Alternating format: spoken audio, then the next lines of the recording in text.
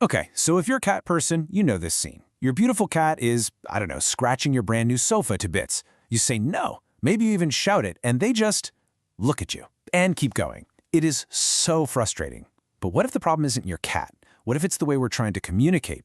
Well, in this explainer, we're going to crack the code on cat behavior and find a much better way to say no. So here's our game plan. First, we're going to tackle that big communication gap, why no just doesn't land. Then I'm going to walk you through a really simple 3-step method to actually teach them what you mean. After that, we'll get into the why behind their behavior. Spoiler alert, it's not what you think. Then we'll cover the magic of redirection. And finally, we'll go over the common mistakes to avoid so you can build an even better bond with your furry friend.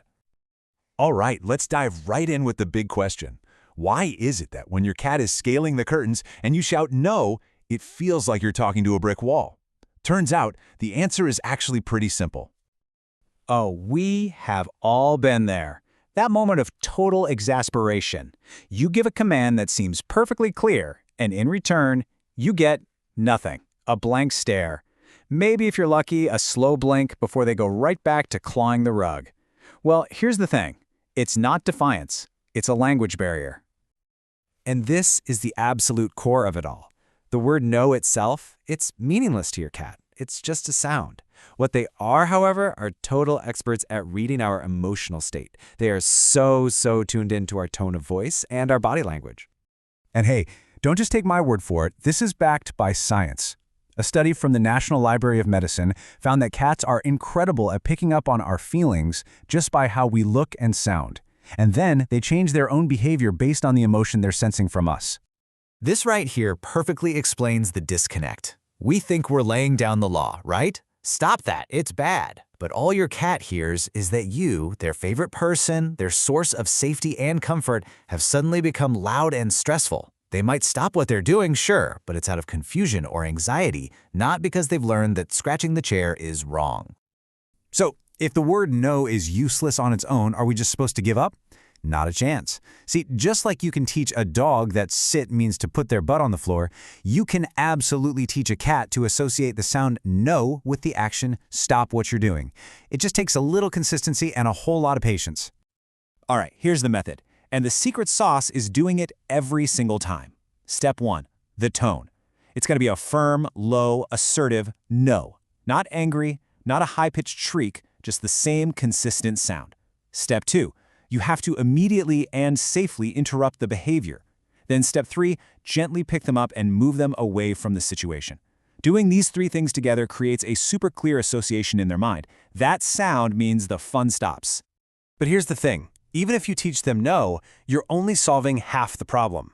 To really fix the issue for good, we have to understand why they're doing it in the first place. And this is where we humans make our biggest mistake. We assume our cat is being bad on purpose. This is a huge mind shift for cat owners. Your cat has no concept that your designer couch cost a fortune. To them, it's just a fantastic, tall, sturdy object that's perfect for a good stretch and claw-sharpening session. They are not acting out of spite, they are just being a cat. And once you start thinking that way, everything about training changes. And that brings us to what is, honestly, the most powerful and humane tool you have, redirection. Look, the goal isn't to stop a natural cat behavior. You can't. That's impossible. The goal is to give them a better, more acceptable place to do that very natural thing. This table lays it out perfectly. Take scratching. The instinct is to take care of their claws, mark territory, and stretch. So instead of just saying no to the couch, give them a yes. Put a great scratching post right next to the couch. For jumping on counters? Well, they're curious and they love being up high. So the redirect is a cool cat tree or some shelves. For those little love bites, that's just a kitten trying to play and figure out boundaries. So you redirect that biting energy onto a toy, not your hand, and if they do bite you, you say ow and playtime stops for a minute.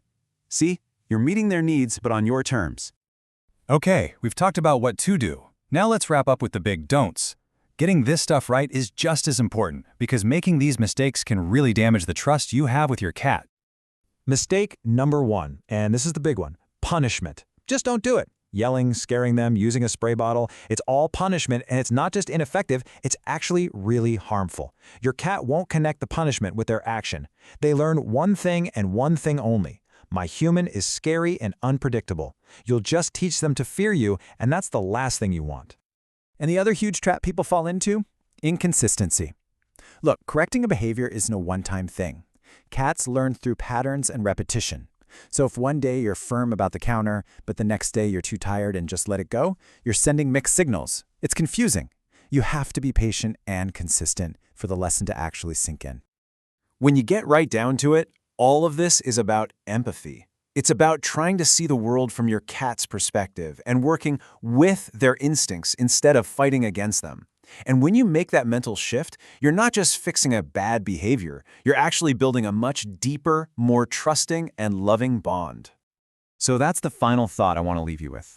The next time you see your cat doing something you don't like, just pause for a second. Instead of getting frustrated, ask yourself that question.